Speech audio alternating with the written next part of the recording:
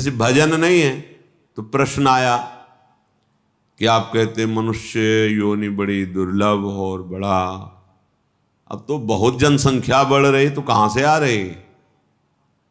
तो आप जगह एक बीता देखो खोद करके, इतनी दीमक है, इतने जीव हैं कि एक जिला में जितने मनुष्य हैं उतनी हाथ दो हाथ में दीमक निकल आएगी। अब वो जब आदमी बनेंगे तब तुम्हें ज्ञान है? अनंत ब्रह्मांड है, कौन से जीव की कहां गति कैसे भेजी जा रही। कलयुग को महर्षियों ने प्रणाम किया है, ब्रह्म ऋषियों ने प्रणाम किया है। जितना लाभ आप कलयुग में वृंदावन का ले रहे हैं अन्य युगों में नहीं ले पाए। जितनी जल्दी भगवत प्राप्ति कलयुग में होती अन्य युगों में नहीं होती। 10-10 हजार वर्ष तपस्या करके जो फल प्राप्त अन्य युगों में करते थे, दाहिने पैर के अंगूठे के बल खड़े होकर दोनों हाथ उठाकर आकाश दृष्टि करके मंत्र जप कर रहे हैं जल में खड़े होके, 24 घंटे नाम कीर्तन में वो फल प्राप्त हो जाएगा। जो 10,000 वर्ष तपस्या, कलयुग बहुत प्रणाम करने योग्य है। पर आप भगवद विमुख हो जाओगे तो भ्रष्ट कर देगा, नष्ट कर देगा। तो क्या और युगों में ऐसे आचरण वाले व्यक्ति नहीं थे क्या? कम थे। ऐसे ही भगवद आचरण वाले क्या कलयुग में नहीं है क्या? कम है। बहुतायत है अधर्माचरण करने की प्रवृत्ति, बहुतायत है इसकी। अब आपको अंदर से सोचना है कि मेरा प्रयोजन इंद्रियों का दुलार करना नहीं है, अभी ठीक होने लगेगा। पर ये सोचना आचरण में उतारना होना चाहिए। नहीं सोचते तो बोलते रहते हैं वैसा नहीं करेंगे, पर वो कसम और नियम 1 मिनट लगता है तोड़ने में। इसके बाद फिर रो बैठ के क्या हो गया, ऐसा मैंने क्यों किया? फिर भी ठीक नहीं होगा, फिर 2-4-6 दिन फिर वहीं पहुंच जाओगे, फिर निराश हो जाओगे। अब तो हम चलने लायक ही नहीं भगवत मार्ग में। इसलिए प्रार्थना है, अलमल मति घोरानर्थ कारेन्द्रियाणा मतिशय परितोषैर दुष्करैर दुस्तरैश्च। अब इंद्रियों के परितोष वाली बातें छोड़ो, अब इंद्रियों का पोषण मत करो। जो धर्म विरुद्ध भोग चाहती, जलना ही पड़ेगा। जलना, जलन शब्द याद कर लो। ये जलन तभी होती है जैसे कोई भी साधक विचलित है, मेरा मन नहीं लग रहा, मुझे बहुत परेशानी हो रही, ऐसा वैसा। गलत कर रहे हो, जांच लो, जांच लो। गलत चिंतन है, गलत आचरण है, नहीं तो अभी प्रारंभ में ही मस्ती प्रारंभ हो जाएगी। वो एक अध्यात्म की जो जलन पाप नष्ट करने वाली, वो मन बुद्धि चित्त इनको शीतलता प्रदान करती है। ये जागतिक जो जलन है, ये आपका आचरण गलत है कहीं, नहीं तो उसी मार्ग में चले हुए पथिक है। वो एक आध्यात्मिक जलन होती है। कैसे विकार दूर हो, ऐसा वो विक्षिप्त नहीं होता, प्रवीण होता चला जाता है। कैसे का उसको उत्तर मिलेगा, क्योंकि सही मार्ग में चल रहा है। जब आप गलत कर रहे हो, गलत संग कर रहे हो, गलत आचरण कर रहे हो, शास्त्र विरुद्ध वार्ता कर रहे हो, शास्त्र विरुद्ध चिंतन कर रहे हो, तब तुम्हें वो विक्षेप प्राप्त होगा, जिसके लिए तुम पागलपन प्रकट करते हो कि अब मुझसे सहा नहीं जा रहा, रहा नहीं जा रहा। क्योंकि आग बढ़ा दी तुमने, उसको फूस दे दिया, घास फूस जमा कर दी, अब ज्वाला बढ़ रही है, तुम्हारी गलती। जब हम गुरुजनों की शरण में हैं, प्रभु की शरण में, तो मुझे कल्याण की भी परवाह नहीं, तो चिंता किस बात की? मेरा मन, मेरा तन, मेरे प्राण आराध्य देव गुरुदेव को समर्पित है, देख लेंगे वो, संभाल लेंगे वो, बेपरवाह होकर राधा राधा राधा। कहां समझ में आ रहा है? नहीं, इंद्रिय और मन की बात समझ में आ रही है, क्योंकि वो बहुत मुझे सुख देते हैं। स्पष्ट समझ लीजिए, गुरुजनों की बात और शास्त्र की बात इसलिए समझ में नहीं आती, ये पराये हैं।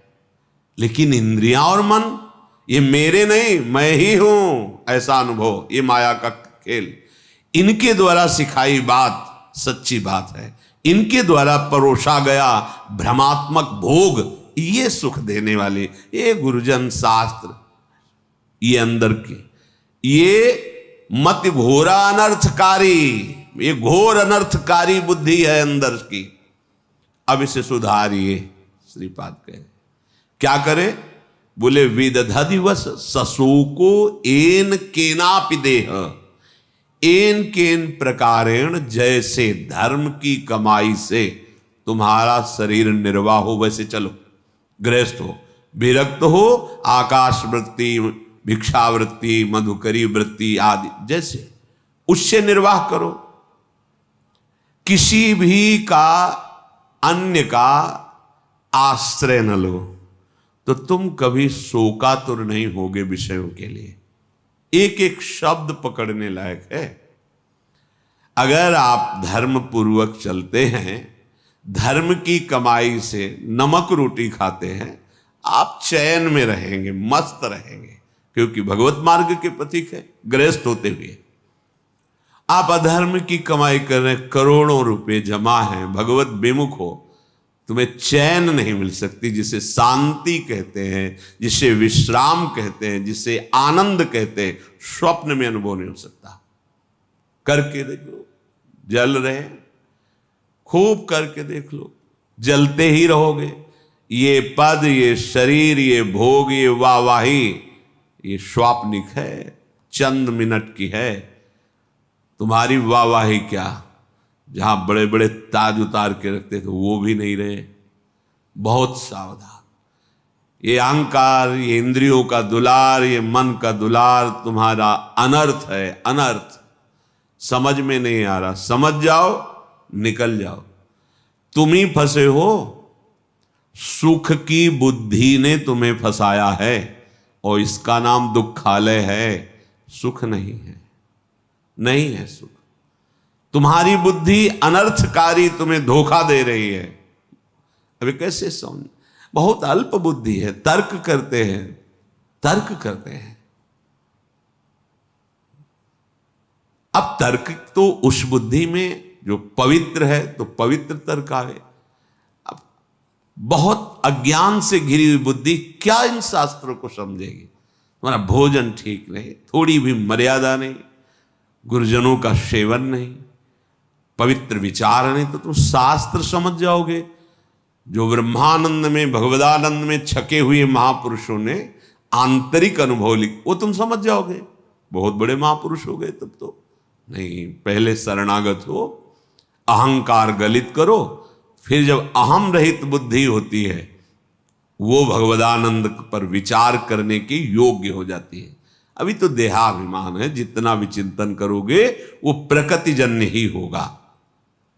तो जैसे बने एन केन प्रकारेण, धर्म युक्त पदार्थों के द्वारा शरीर यात्रा करो। एन केनापि देह स्थित, ये चटोरापन इंद्रियों का बंद करो। बहुत खा पी लिया है, बहुत सब ये जो गंदे गंदे पदार्थ दूसरों के शरीरों का हनन करके खाने की बातें, कैसे निकृष्ट बुद्धि हो गई। उल्टी नहीं आती तुम्हें? बमन नहीं होता तुम्हें बात सोच के? पर बुद्धि है, देखो अनर्थकारी बुद्धि है।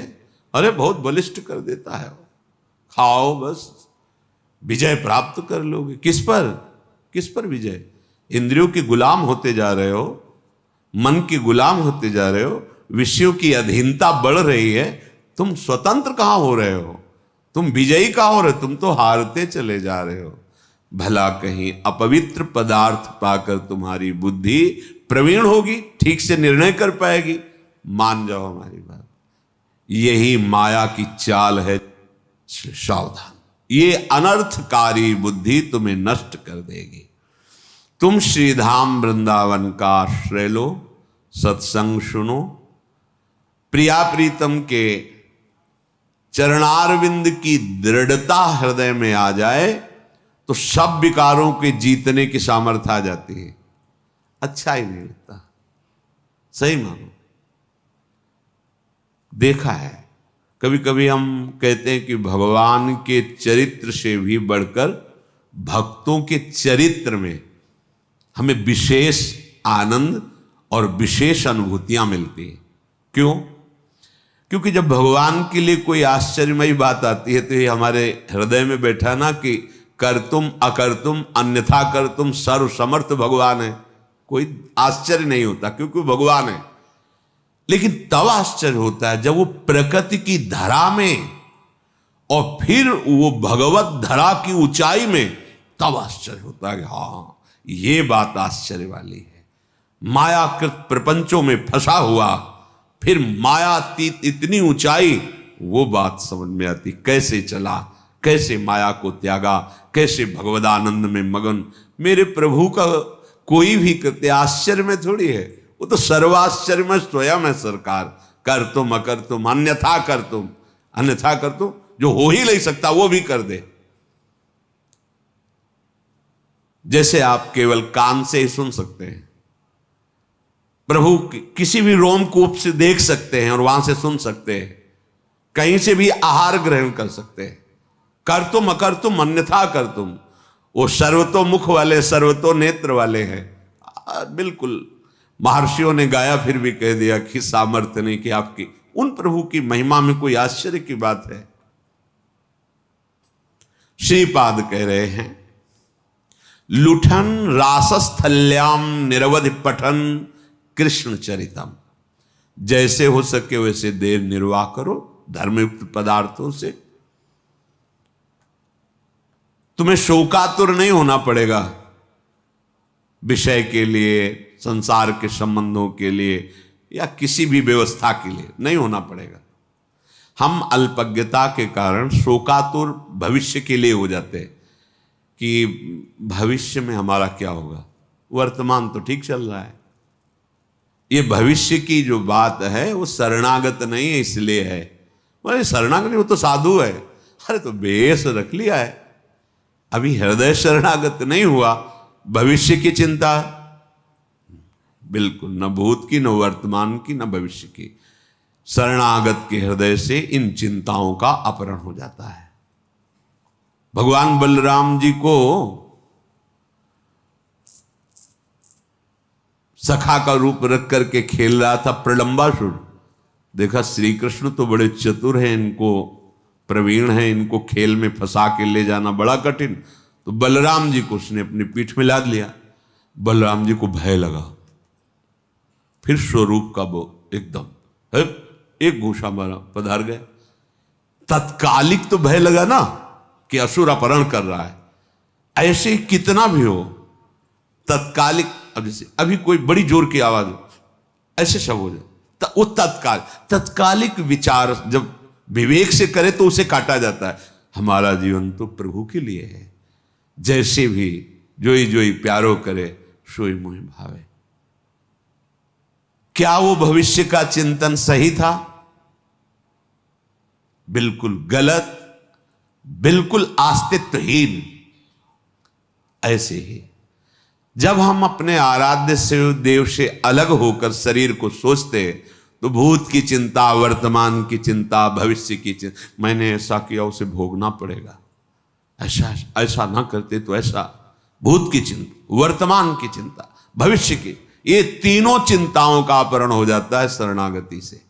ये हम विश्वास के लिए कह रहे हैं, हमें आगे के विषय में नहीं सोचना।